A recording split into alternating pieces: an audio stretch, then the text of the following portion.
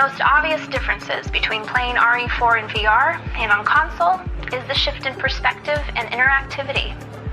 Only on Quest 2 will you be able to play RE4 from Leon's first-person perspective. And the touch controllers will allow you to interact with the world in a fundamentally new way from how it's played on console. For example, items and weapons have been re-engineered to become physical objects that players can interact with, so that you can pick up things like ammo, keys, and treasures, as well as load, aim, and fire weapons in VR.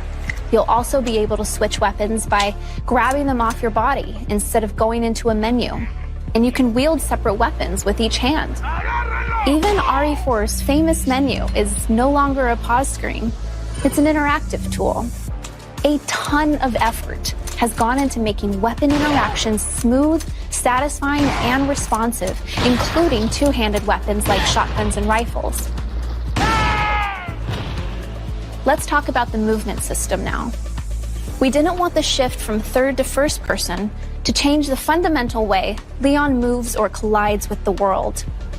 You'll still move in first person by using the analog stick, but Armature has added a full upper body rig on top of Leon's character to combine his movement with the dual-handed interactivity achieved with touch controllers.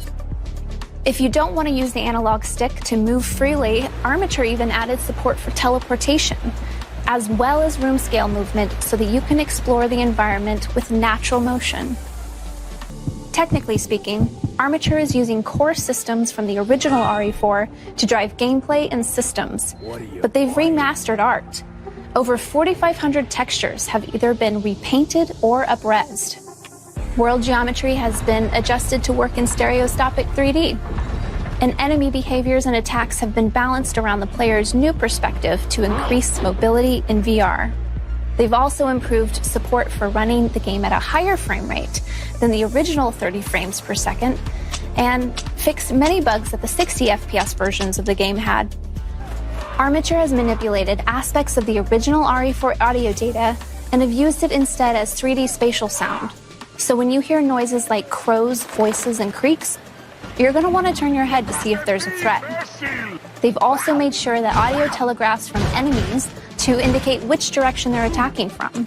So where on console you might have heard a Ganado approaching and rather calmly press buttons to reload and prepare a takedown, in VR, you're checking your ammo, you're scrambling to load a mag, and if you drop it, you're only adding to the stress and suspense of the situation by needing to physically correct your mistakes.